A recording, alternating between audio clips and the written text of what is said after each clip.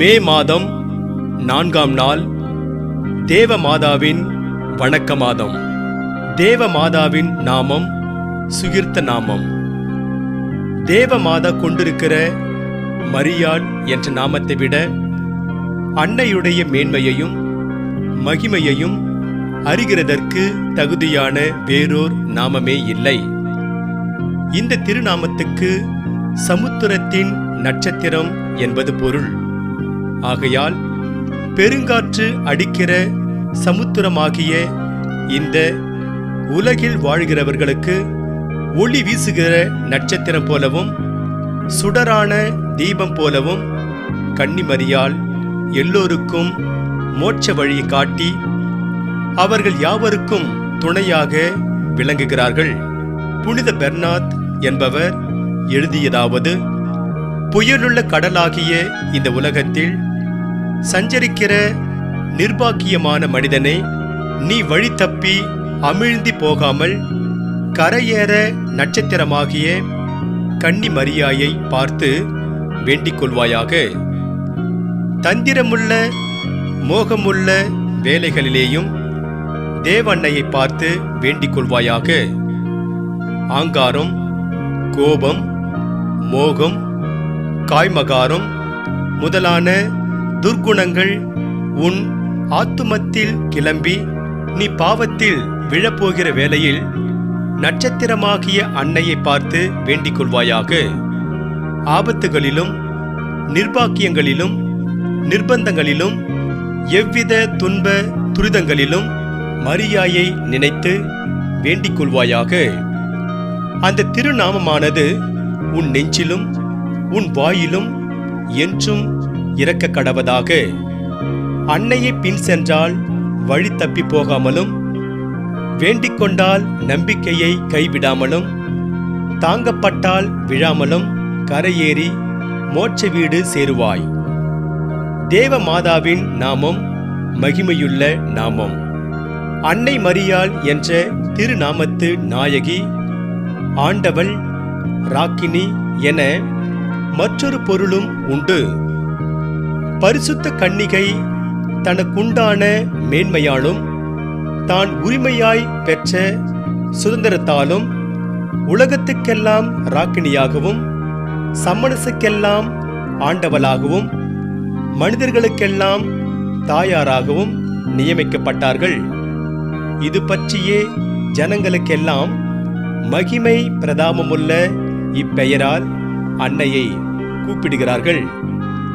திவ்ய கன்னி மரியாயே, உமது திருநாமத்தில் அடங்கி இருக்கிற பொருளின்படியே பரலோகத்தில் நீர் மகிமையுடன் வீற்றிருந்து பசாசுகளுக்கு பயம் உண்டாக்கி பூலோகத்திலே வணங்க பெறுவீராக.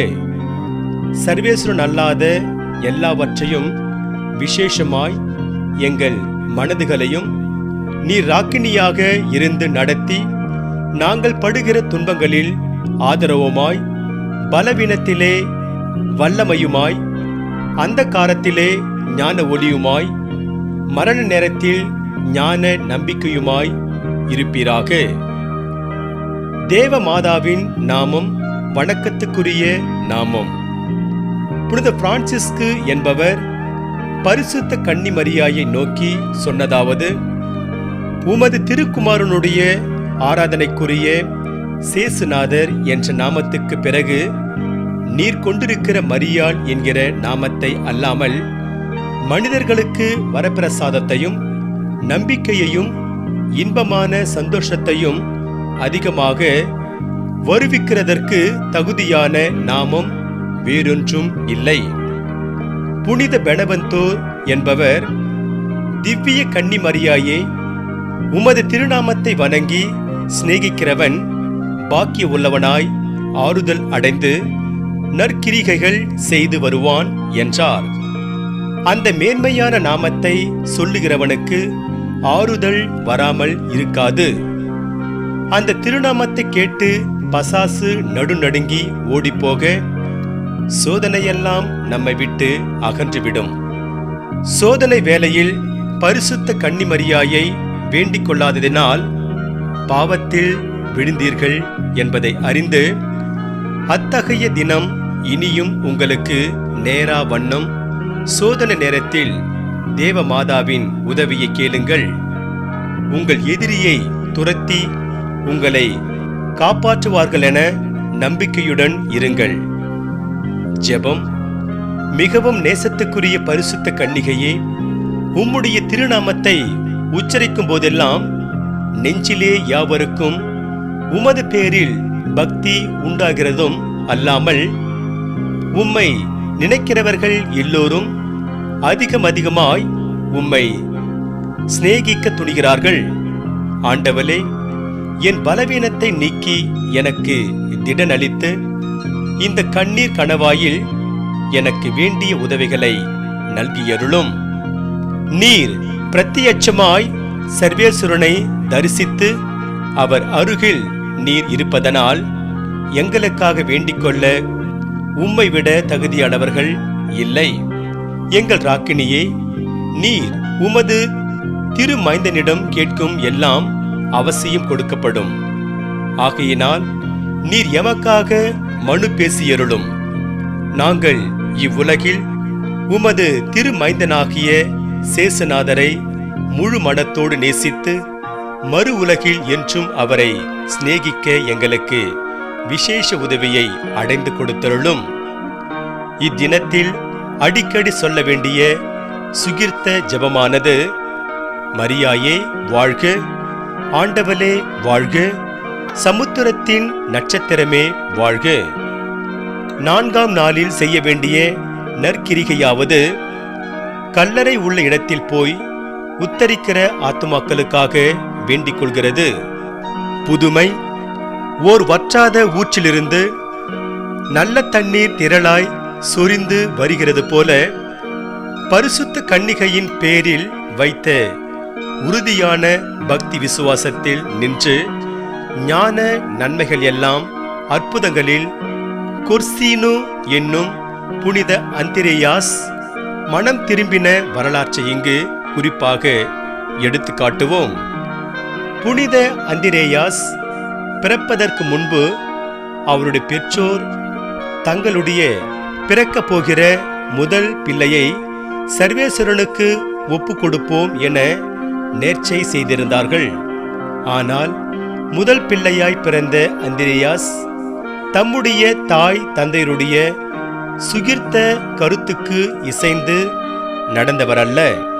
துஷ்ட தோழரோடு சேர்ந்து பாவசேற்றில் அமிழ்ந்து அதிக பொல்லாதவரானார். சூதாடியும் உலக கேளிக்கைகளை தேடியும் சிற்றின்ப சுகங்களை நாடியும் அவர் நடந்ததுமின்றி பொல்லாதவர்களுக்குள்ளே அதிக பொல்லாதவராய் இருந்தார். ஆகையால் தனது பக்தியுள்ள தாயார் எனக்கு எந்த சுகிர்த்த புத்திமதிகளை சொன்னாலும் அவைகள் அனைத்தையும் நிராகரித்து விடுவார்.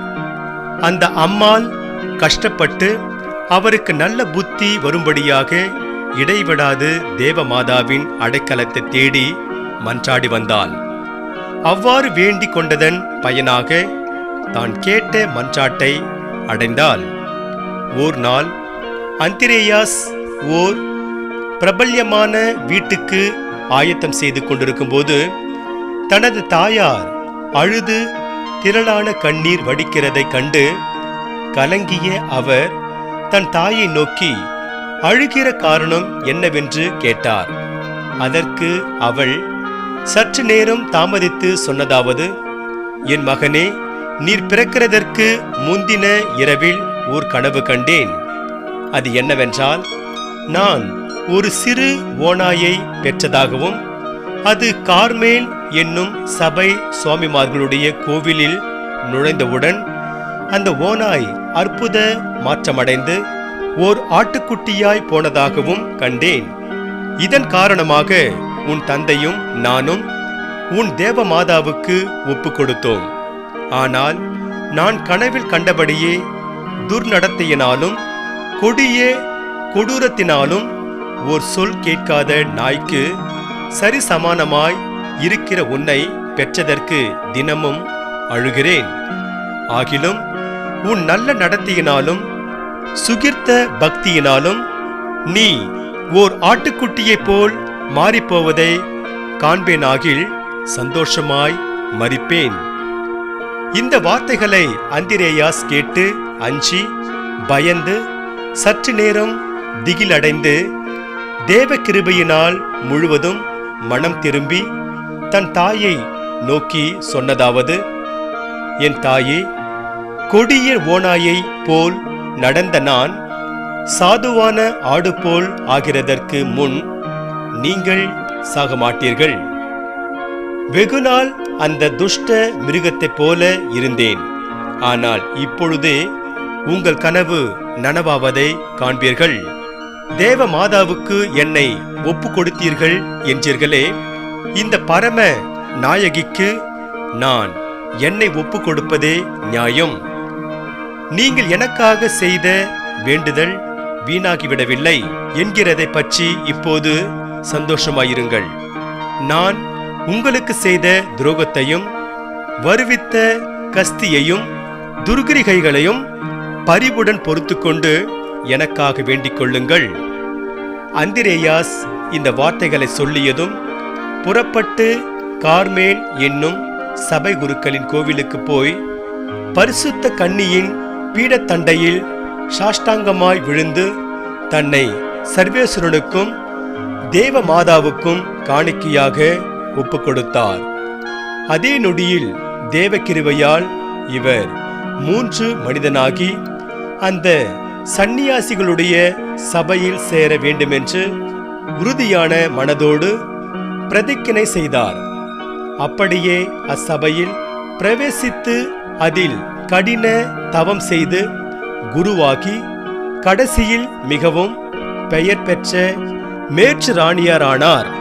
அவர் தமது வாழ்நாளெல்லாம் தேவமாதாவை மிகுந்த பக்தியோடு வணங்கி தேவமாதாவின் ஊழியன் என பிறர் தம்மை அழைக்க வேண்டுமென்று ஆசித்தார். நாம் எல்லோரும் இந்த பெரிய புனிதரை போல நம்மை தேவமாதாவுக்கு முழுவதும் ஒப்புக்கொடுக்கப்பட கடவோமாக. ஆம்.